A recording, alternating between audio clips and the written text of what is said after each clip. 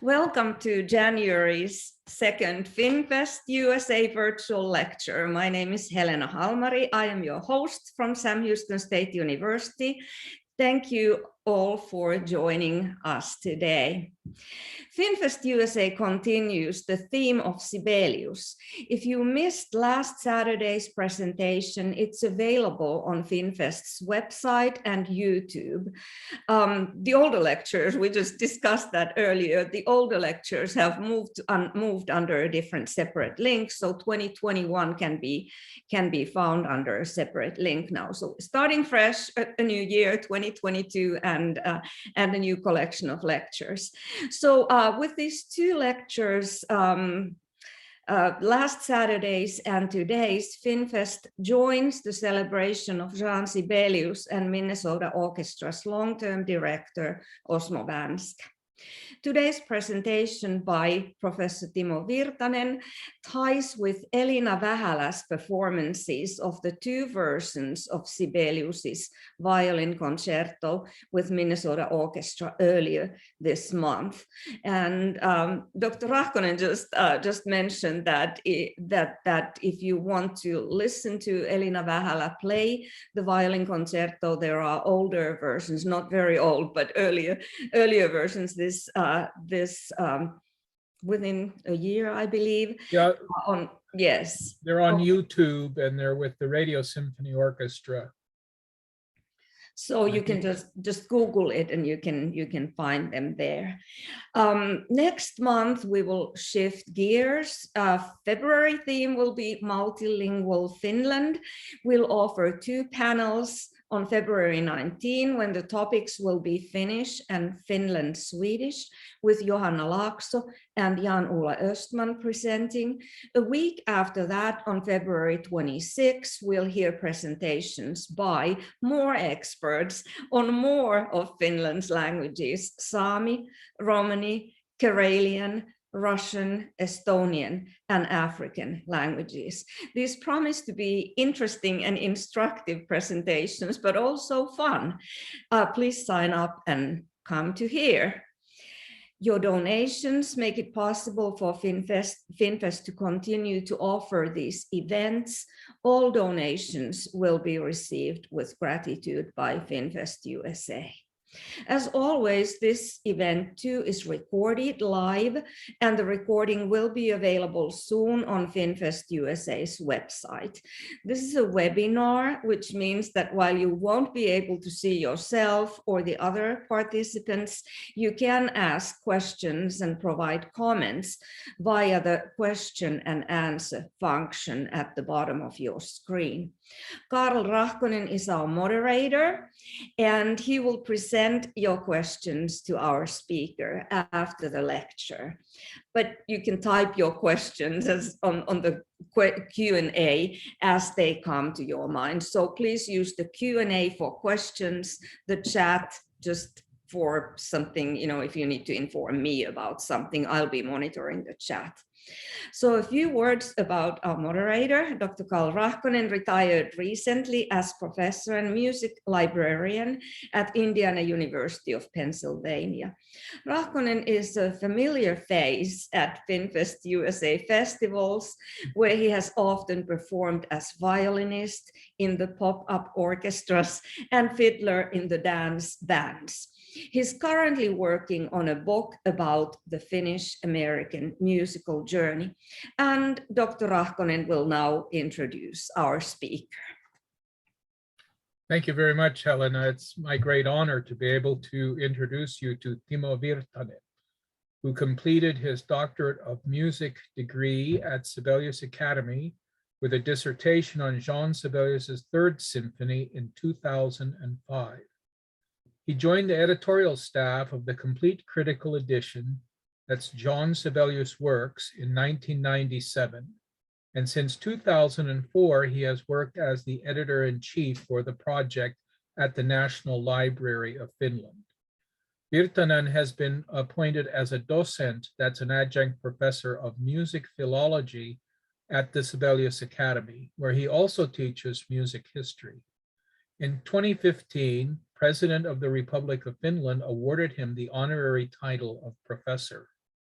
In the series of Sibelius collected works, he has edited symphonies number 1 and 3, and 2 versions of Cassazione, the 2 versions of the Violin Concerto, Finlandia, and other orchestral works. We'll give the time now to you, Professor Virtanen.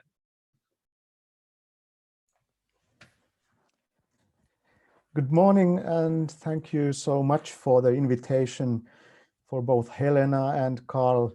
I'm really glad to be here to talk about my favorite subjects, and very honored to be here also talking about the Violin Concerto, which I, as you heard Carl say, I edited for some years ago in the series of Jean Sibelius' complete works.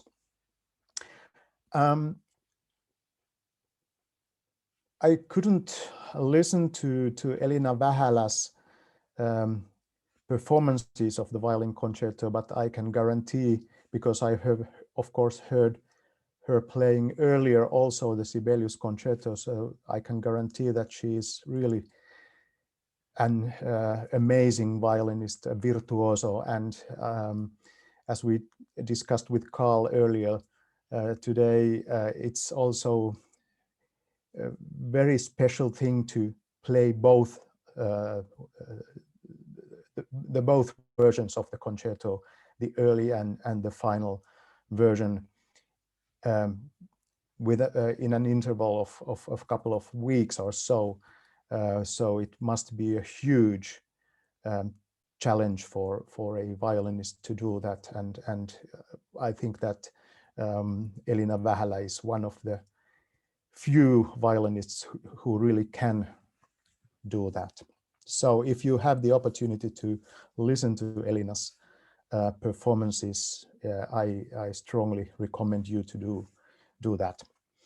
But now I'll start my lecture. First, I share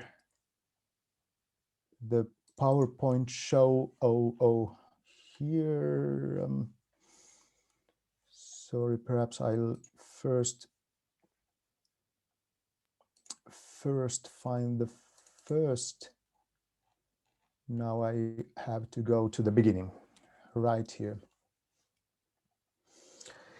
So here you can see the title of my lecture.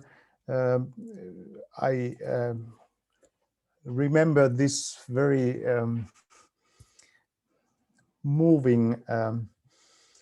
these moving words by Sibelius himself, which he wrote to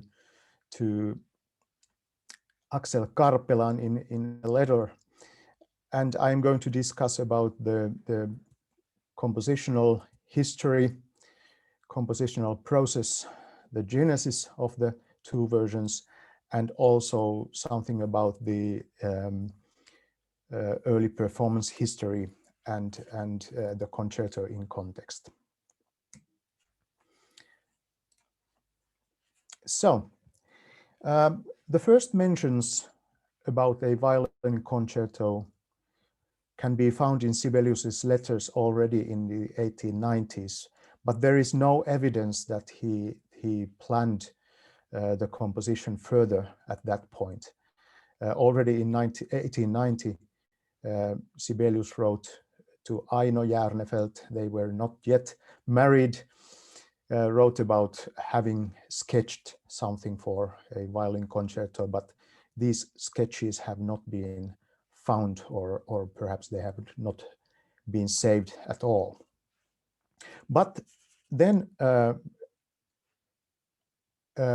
immediately at the beginning of the 20th century, Axel Karpelan perhaps put the initiative to compose the concerto for violin and orchestra.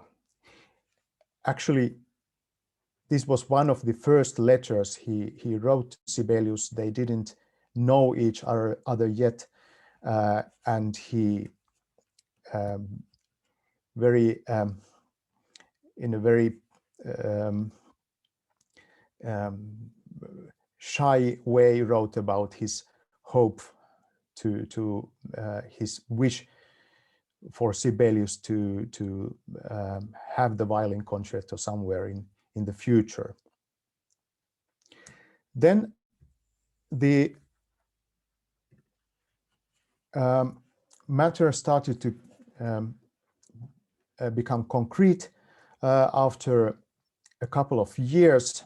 There comes the first mention about themes for the violin concerto. Sibelius was spending time in Hanko Peninsula, around 100 kilometers west from Helsinki. He was fishing there and revising his older works, and also composing new songs and so on. And the first themes for the violin concerto were mentioned from that date in September 1902. And perhaps this was one of the first themes he wrote down there in Hanko, or Tvärminne actually.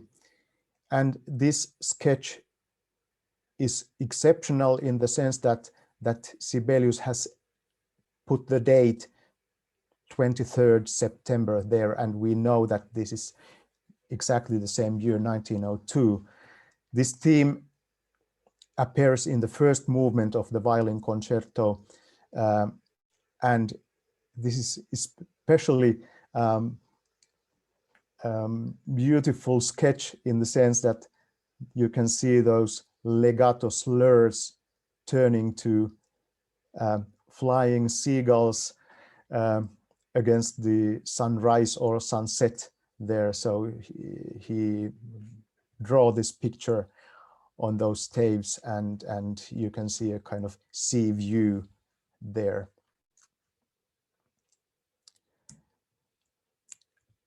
This was actually not the first sketch for the violin concerto, not even one of the first sketches. The violin concerto was typical of Sibelius in that sense that he composed several other works simultaneously. He noted down fragments, sketches, small ideas during several years, and only gradually the compositions started to grow. Here you can see, first of all, a sketch for the second symphony, which was completed in 1902. Then a sketch for the opening of the violin concerto that was not in the final key of D minor, and still there is a long way to the final form of the concerto. And then we can see something written down here with the words Allegretto Cloccorna I Rapallo. This is a kind of church bell tune which Sibelius heard in Rapallo when he was there with his family in the early year of 1901. So we can be quite sure that this sketch dates already from 1901. He was composing the second symphony there in Rapallo. There are several mentions of this. Then he planned also other combinations of the violin concerto and other works. Here you can see the opening theme of the violin concerto. This isn't either in the final key, but in the key of C sharp minor, which is very exciting key for a violin. Very few violin concertos are in this key. And there is also clearly a writing for solo violin in E minor. And what is interesting here is that the material itself didn't appear in in the violin concerto at all, but in the symphonic fantasy Pohjola's Daughter in 1906. So we can see already here that there are materials for works which were completed before the violin concerto, like the Second Symphony, and also works which were completed after the violin concerto. So during years, the materials in a way search their way to the right works or compositions, and Sibelius clearly didn't have a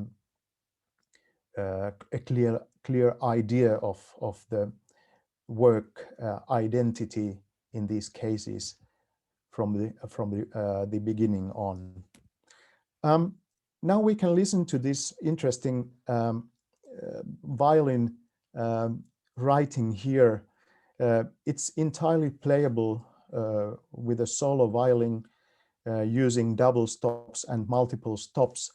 And unfortunately, I couldn't have Elina Vähälä playing this fragment, but I used the note writer program's possibility to bring it to sound, so you can hear it here.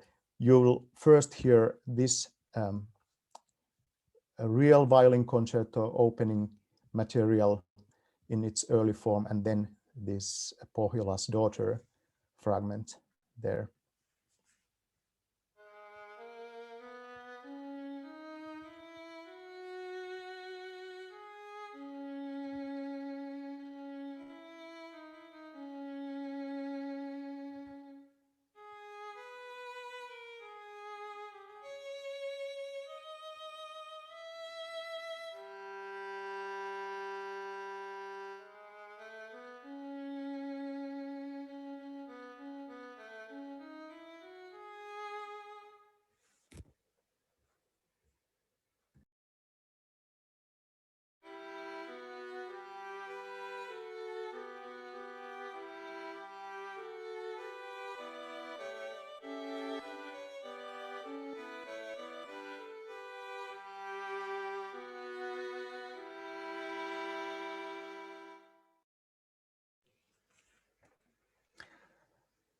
It would be very interesting to know what kind of concerto would have become from these materials, including the Pohjola's Daughter material. Then another example from the early years of the concerto's history. This is one of my own favorites. On this manuscript page, you can see materials for the Second Symphony, the finale of the Second Symphony, and the violin concerto combined. First, there is the ostinato accompaniment in trombones at the beginning of the last movement of the symphony, repeated 3 bars, three measures here. Then comes the violin concerto finale opening theme, and towards the end of the fragment, the Second Symphony dominates the music. I have used here a kind of piano sound. It may sound a little bit funny, but still I hope you get an idea of the strange combination of ideas between two so different works as the violin concerto and the Second Symphony are. Here it comes.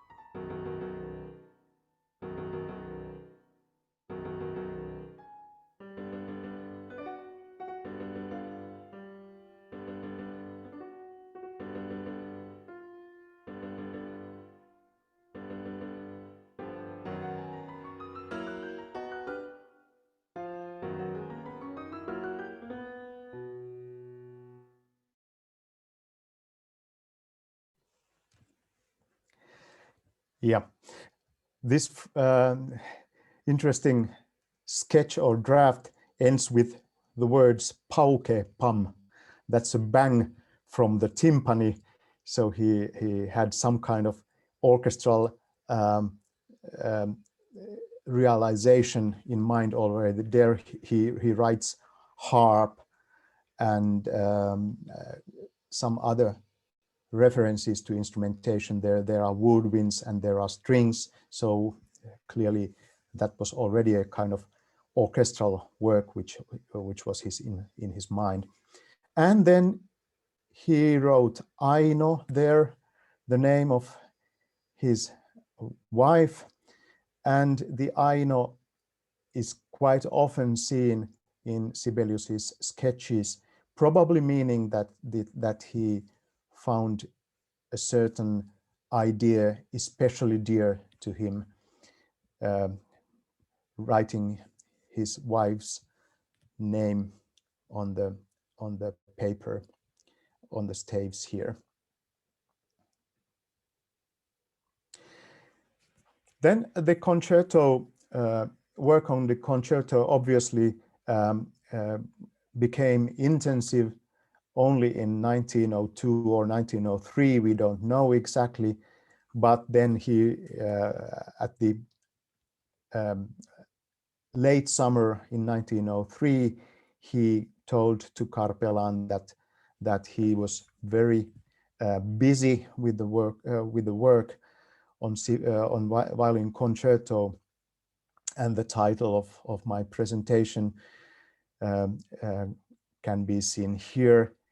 He was working on the damned but simultaneously wonderful Violin Concerto. Damned perhaps because it was a difficult task for him to do. Usually when Sibelius composed works in large scale, they were probably very laborious for him. He left tens or hundreds of sketches behind. That is especially true with the Violin Concerto. But simultaneously, he knew that it's going to be something very special and wonderful. Of course, when he used the damned and wonderful as his synonyms, it might also be that everything that is wonderful becomes wonderful includes the opposite, the hard working, the laborious compositional process, and a lot of hesitating and finding solutions and so on. Finally, the concerto was completed in the late summer or early fall of 1903. Sibelius first wrote the piano score because the solo violin part and the piano score for rehearsal purposes was needed. And only later he completed the orchestral score, the first page of which you can see in this picture. He probably completed the orchestration only in January 1904, and this gentleman was the great soloist who was intended to be the first performer of the concerto. The German-born Willy Burmester, who had worked in Helsinki as a concertmaster of Helsinki Orchestra already in the 1890s, and Sibelius knew him quite well already, but we cannot be sure whether Sibelius composed this concerto Burmester in mind, or whether Burmester only later came to the picture. As you know, Sibelius himself was a violinist, so he probably did not need any assistance of a violinist when he was composing the concerto. He knew already what was possible, what was working well with the violin as an instrument. And it seems that Burmester was actually surprised when he, for the first time, heard that Sibelius had composed a concerto for violin and orchestra. But it was, in a way, self-evident that Burmester would have been the first performer of the work. But Burmester was also very jealous about the concerto. Sibelius didn't, of course, want that only one violinist would play the concerto, and also Axel Karpelan suggested Sibelius several great virtuosos from Henri Marteau to Isai.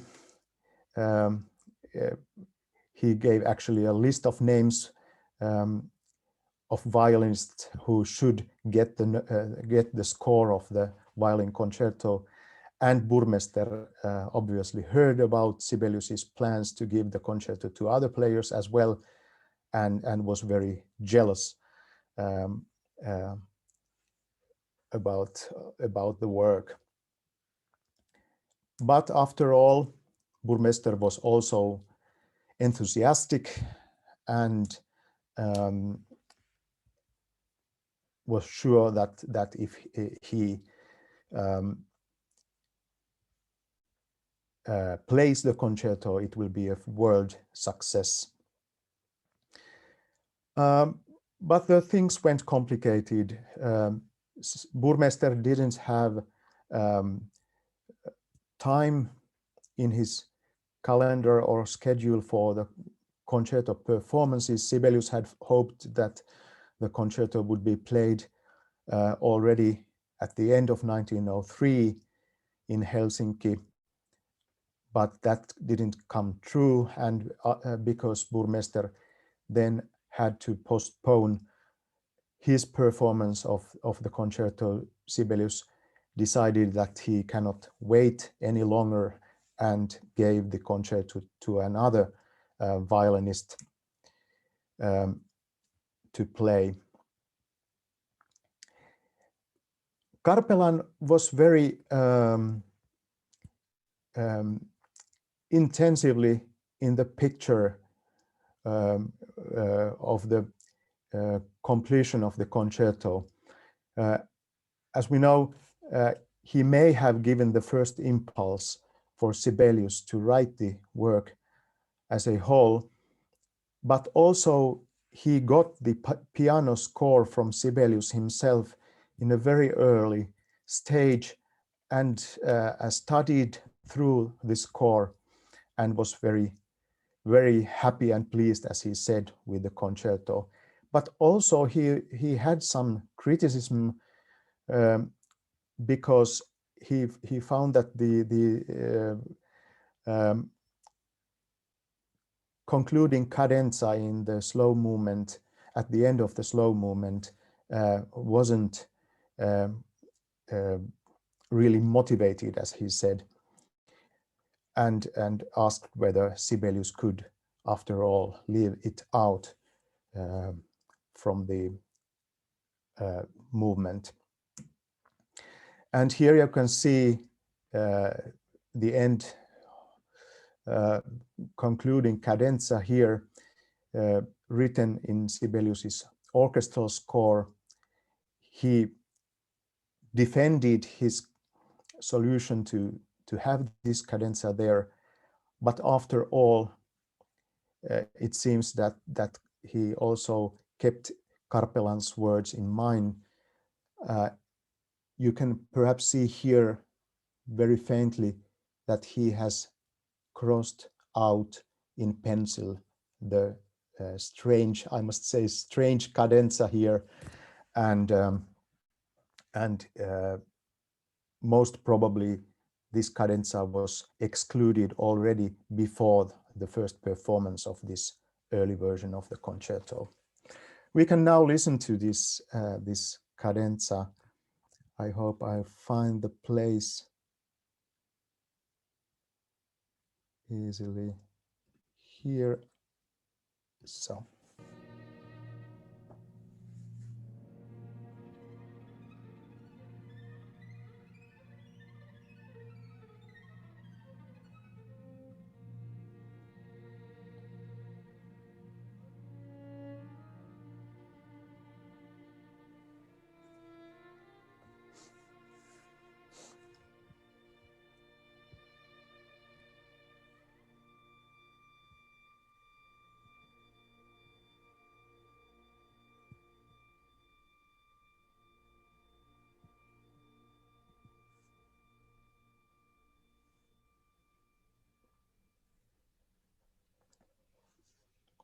So the last measures themselves are familiar from the final version too, but the cadenza arpeggios have been excluded.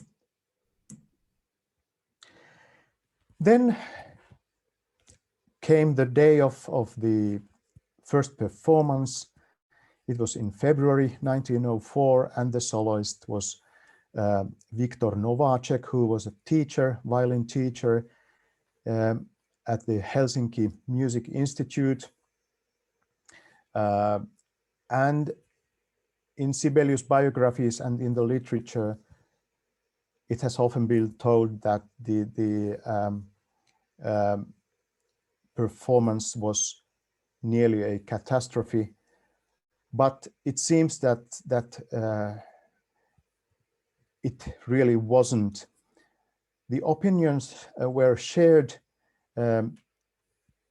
Of course, Oskar Merikanto wrote very positive words after the first performance on the following day, actually.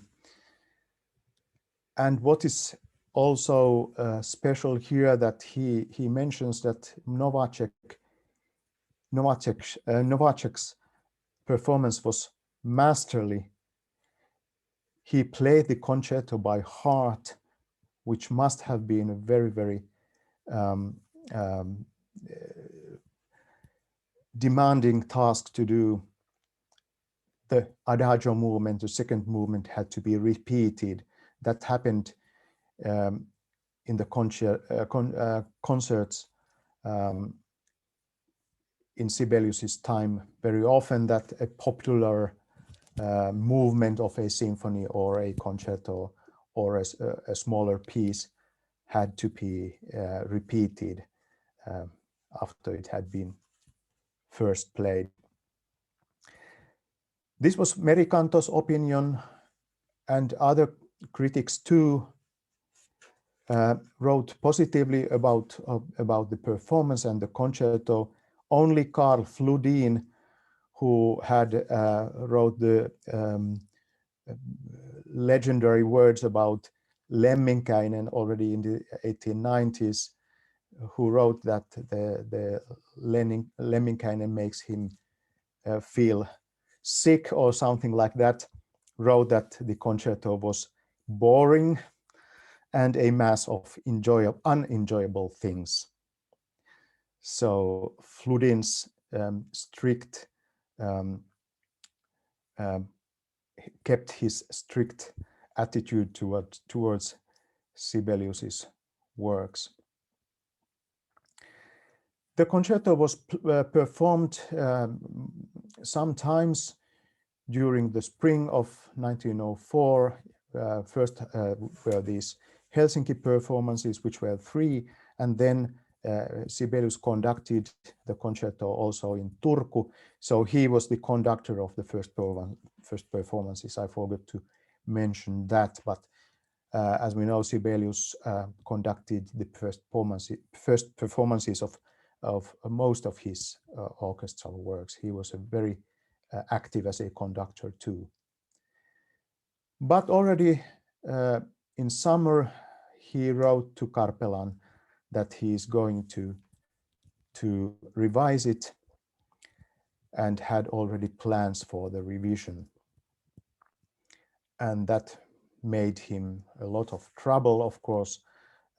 He had already planned to get the concerto published, but then changed his plans and withdraw it for several months, almost 1 year.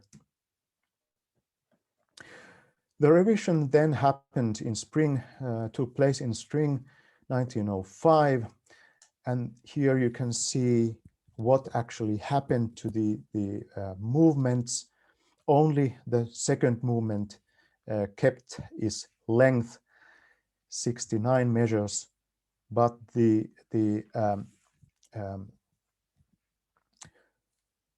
two other movements, first and the third, became considerably shorter.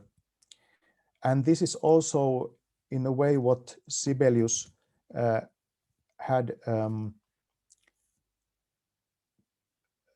read from the first performances. Some of the critics said that the music could be made more straightforward. Some excessive virtuoso elements might be excluded, and so on. And Sibelius clearly read these critics and shared some of the opinions which the critics had. So he made the concerto less difficult for the player. He crossed out passages with virtuoso passages, scales, fast scales, and so on. And he also crossed out the second cadenza in the first movement. In the first version, there were 2 cadenzas, and the latter of them he crossed out. And now we can listen an excerpt from this second cadenza, which we don't hear in the final version anymore. If I just find the right place.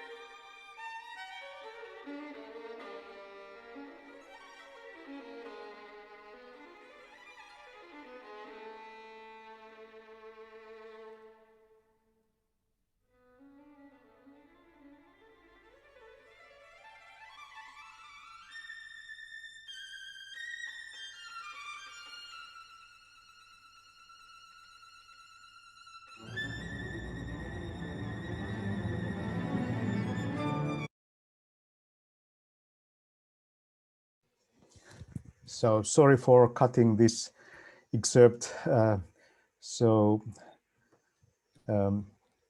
drastically, but still that was the whole cadenza. As you could hear, it is very long actually, and could be played as a separate capriccio or whatever, or a large etude or something like that. And Sibelius left that out from the final version. I forgot to mention that the violinist in these excerpts or in these examples is Leonidas Kavakos, who made the first recording of the concerto.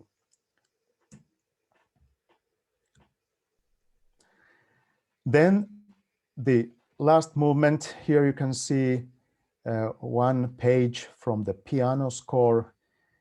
Sibelius has crossed out the whole page in lead, and we can also listen this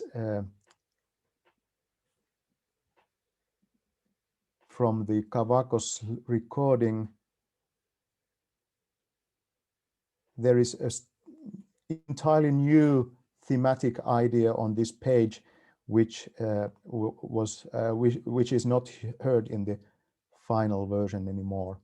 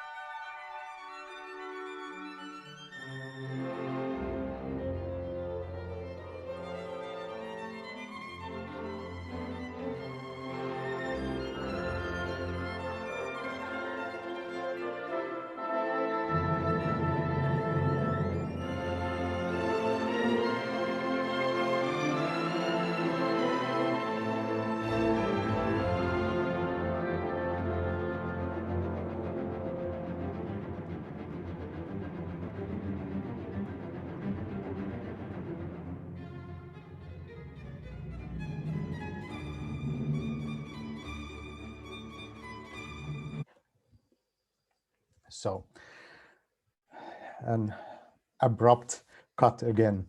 Sorry for that. Then finally became the day of the premiere of the revised version. That was in October 1905. Sibelius was not conducting this performance himself. He didn't even attend the concert in Berlin, where Richard Strauss conducted the Berlin Philharmonic Orchestra, and the soloist was Karl Hallig, a Czech-born violinist who then lived in Berlin. And it was his solo concert where he also played the Beethoven concerto and three other rather large works. So it was a huge task for the violinist again to perform two concertos and other works in his concert.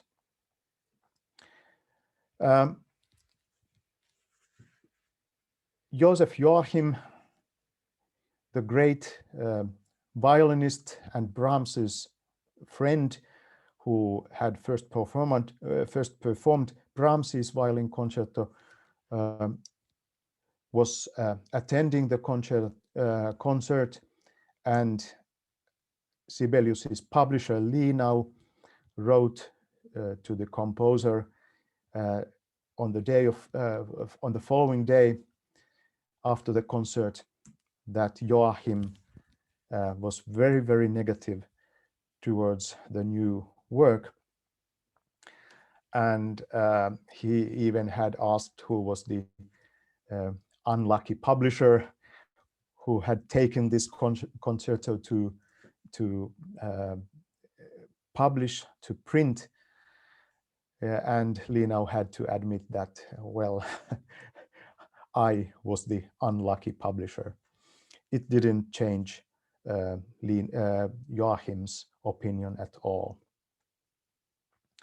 But it seems that Lenau was more or less confident of the concerto too, and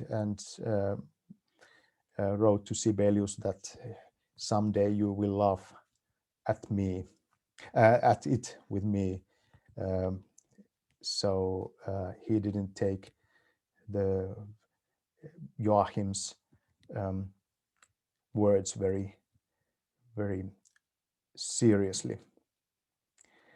Then comes on the stage a very young Hungarian-born violinist Franz or Ferenc von Vécsey, who was Joachim's pupil actually, as was Burmester, as was Novacek and Halir too. So these all violinists were influenced at some point by Joseph Joachim himself. That tells a lot about Joachim's activity as a violin pedagogue and as influential teacher. So von Vécsey played Sibelius's concerto for the first time when he was 16 years old, and he was the first violinist who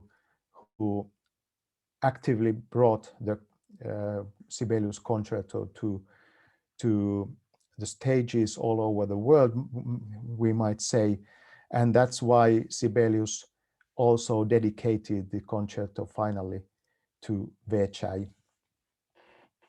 That happened around 1910. Lenau still during the wartime, the Second World War, remembered that Richard Strauss had explained that the concerto was poorly orchestrated. And the orchestration,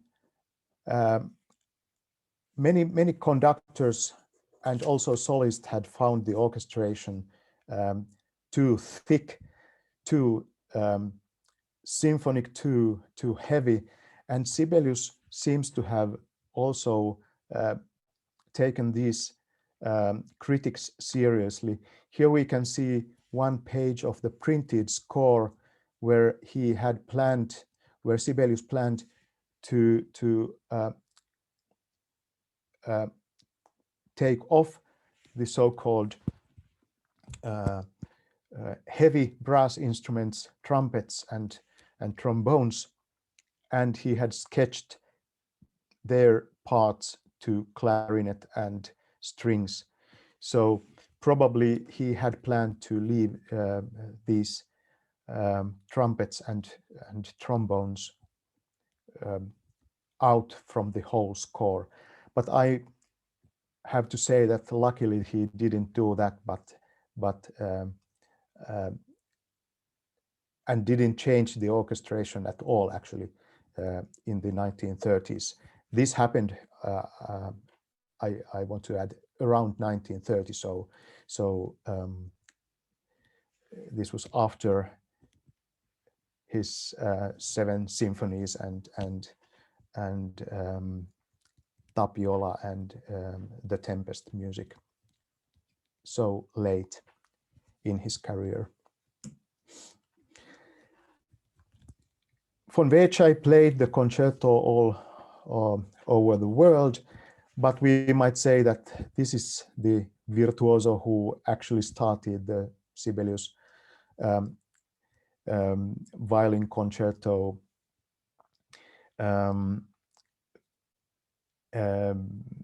successful history with his performances and recordings. Jascha Heifetz, who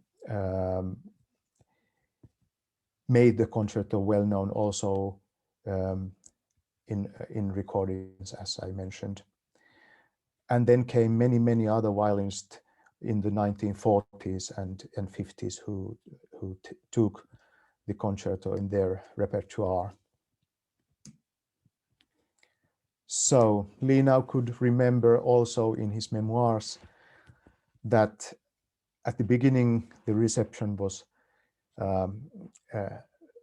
not very warm, but small by small it started to conquer the world, first in England and in the United States, and it took 30, 40 years almost before the violinists and the audiences all around the world acknowledged its worth, as Linau puts it.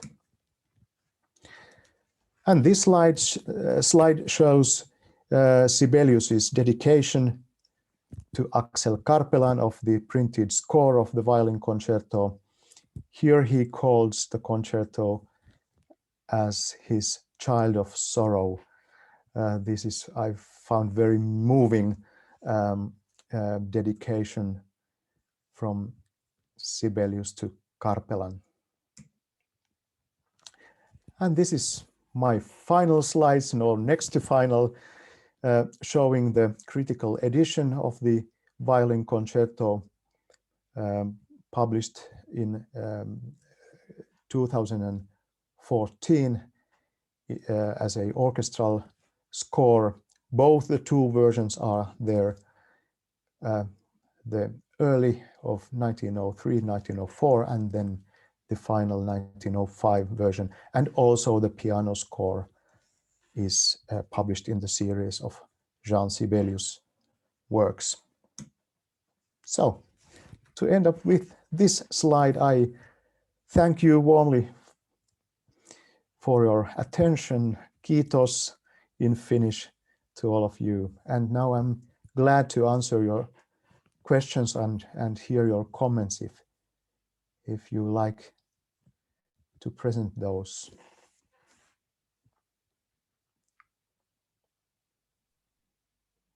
I think there are Thank you, Timo. some That bubbles. was absolutely superb presentation. There have been a number of questions here, and some of them I've typed some answers as kind of a preliminary thing. But let me begin with one here that says from Kristen. She writes, did Sibelius ever perform his own concerto?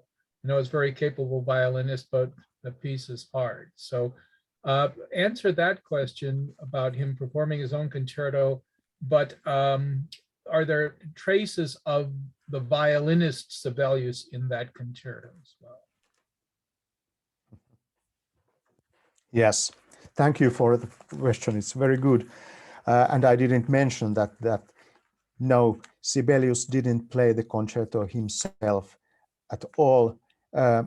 He wanted to become a violinist and virtuoso, but around 1890 he left that dream behind. So he was studying in Vienna, and he actually wanted to become a member of Vienna Philharmonic Orchestra and wanted to have the violin as his career, but as he himself explained, he was too nervous to become a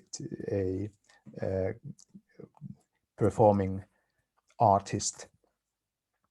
And in addition, he conducted the first performances of the early version of the violin concerto, but the final version only once, as far as I know, and that happened in 1924 in Stockholm, where he also conducted the first performance of his seventh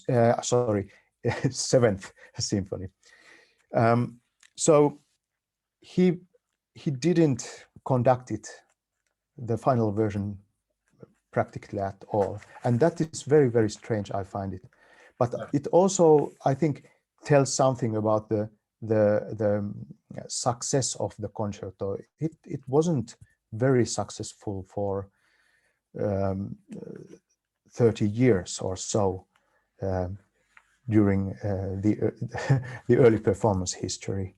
Actually, there were only few violinists who played it once or twice or something like that. Von Wechai was a big exception from that. And now, are there traces from Sibelius's own playing? I think there are actually, especially in the first version, where there are many typical romantic virtuoso elements from concertos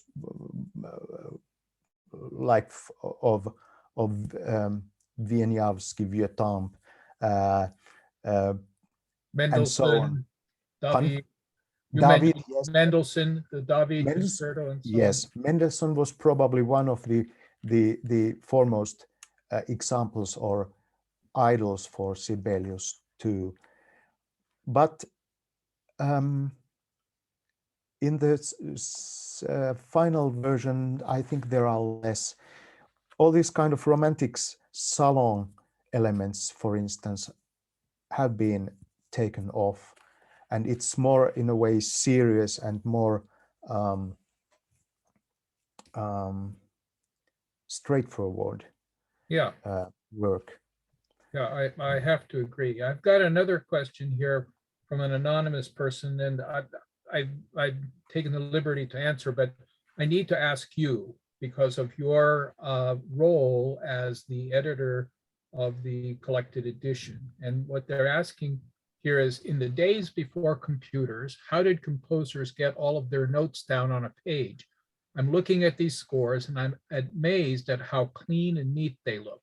I would have thought that they were printed versions, except for the fact that it also had Sibelius using his pencil to cross out a page. Now, I answered this. I said composers would write sketches, as Professor Virtanen is showing, and then a final clean copy would be written out and then sent to the publisher, and the proof copies would come back and be corrected by the composer. Is that the...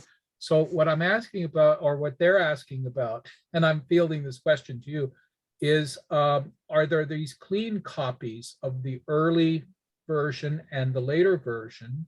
And are there published copies, or like proof copies, which have been corrected by Sibelius, by his publisher and so on? You've worked with the source materials. So if you could say a little bit about the process of editing this music and the process of that a composer would go through in creating this music. I know that's an enormous topic, but I'm going to give you at least 1 minute to answer. Okay, thank you. Yeah, this might be one of my favorite questions.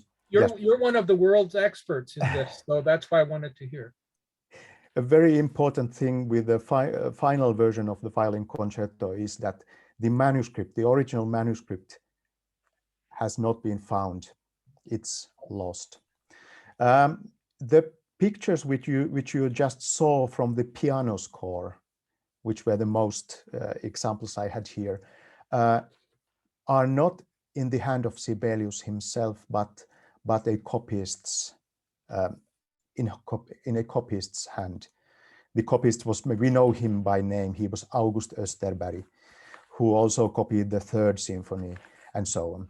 So it usually went so that when Sibelius had finished, had completed a work, he either sent his own manuscript, it was clear enough, to the publisher, or when there were many changes and so on, he gave it to a copyist who then made the fair copy in accordance with the composer's advices and so on. Right. And this copy was sent to the publisher. Proofs for the Violin Concerto have been saved, and they are often very, very informative because they show what Sibelius corrected in the at the engraving stage. Right. Yes. So we have the piano score, which is partly Sibelius's own, partly the copyists.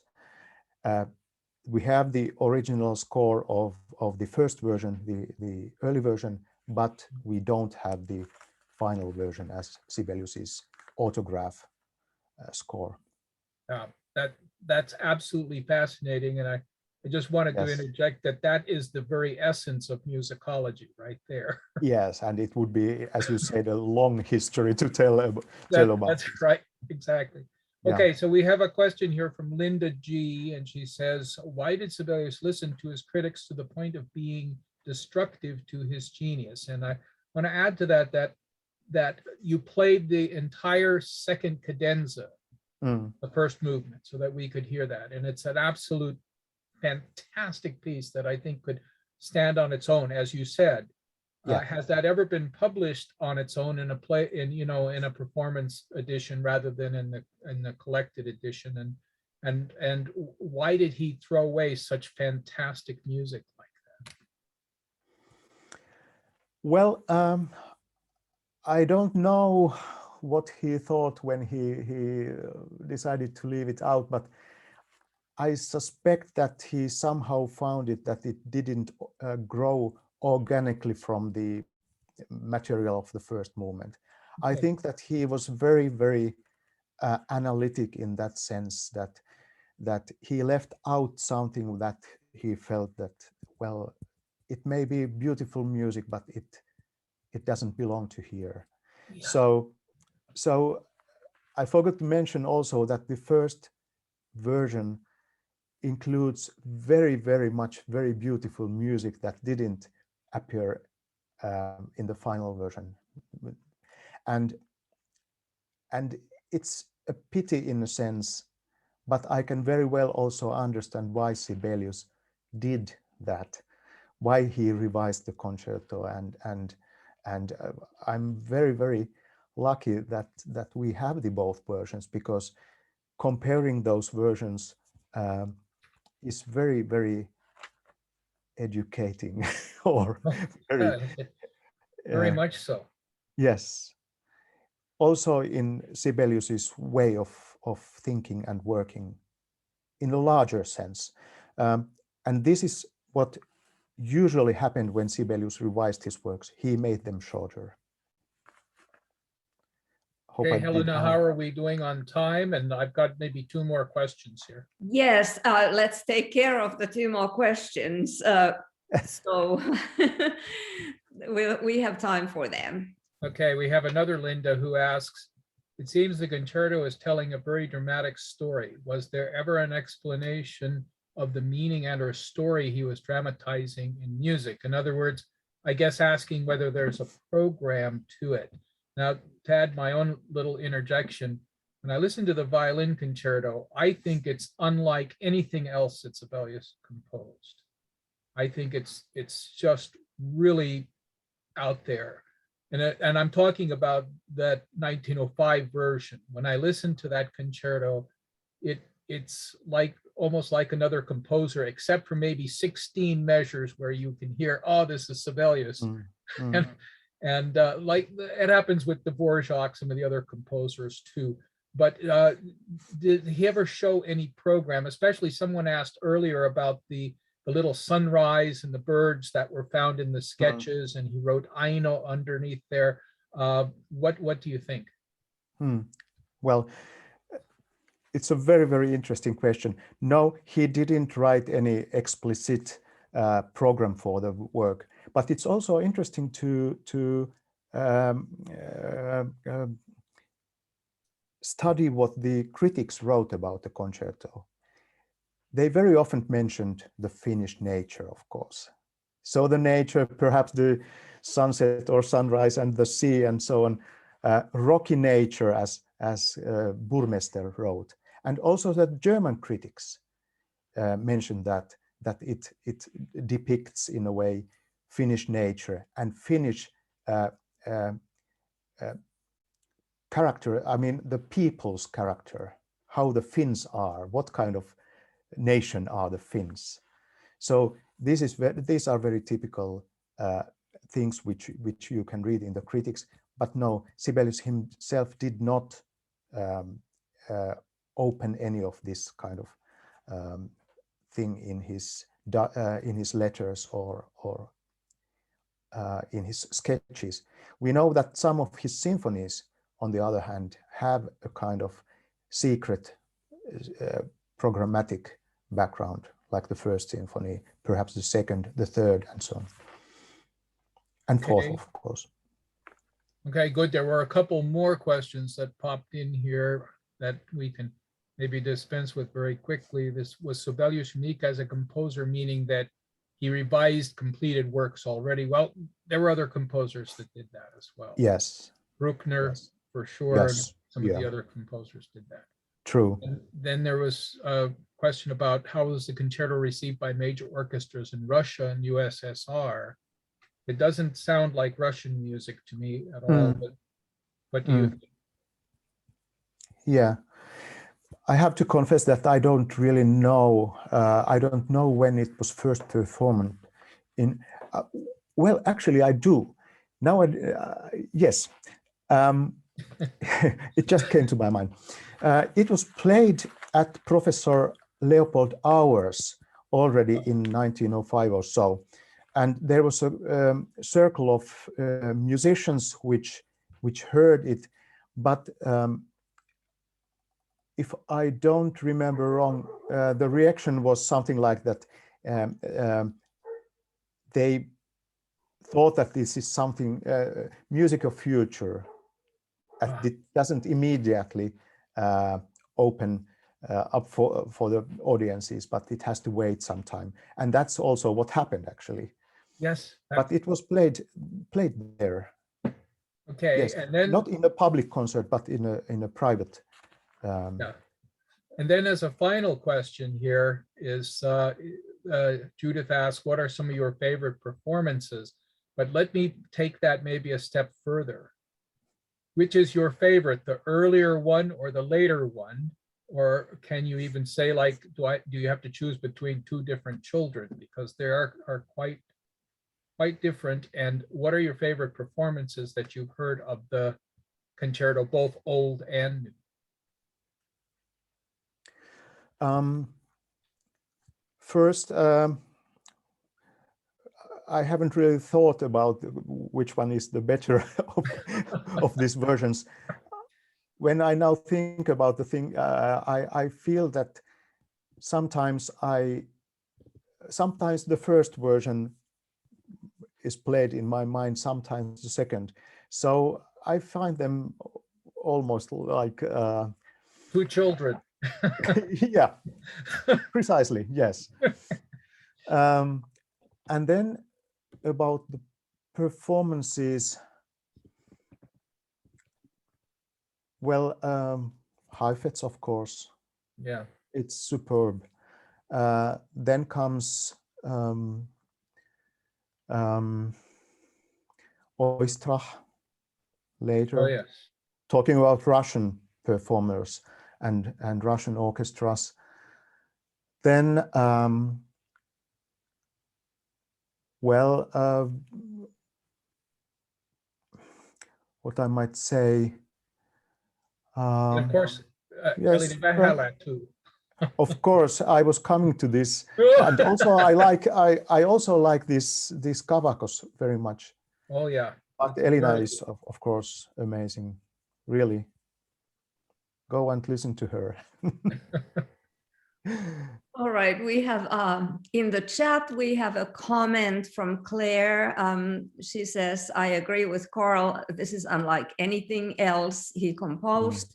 It is more than nature. It is raw human experience. I think that's a very good way of putting it. Okay, I think we're a little bit beyond time, and okay. I thought I heard somebody's dog telling that it's already beyond 12. It was outside actually here. Some of our neighbors have out in the snow, Tell them how much snow is coming there in Helsinki. Yeah.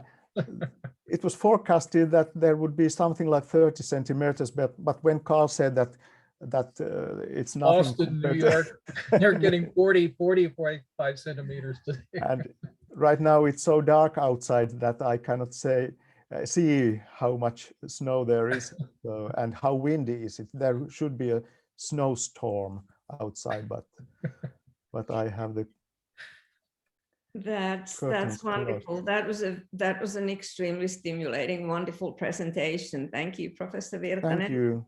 Thank you, Helena and Carl, and all you in the audience. It was a Yes. pleasure. Thank Thank you. you. Thank you, audience. As I said last time, without you, we would not have an event, and I hope to see you all back in February. Thank you. Bye-bye. Bye-bye. Bye-bye.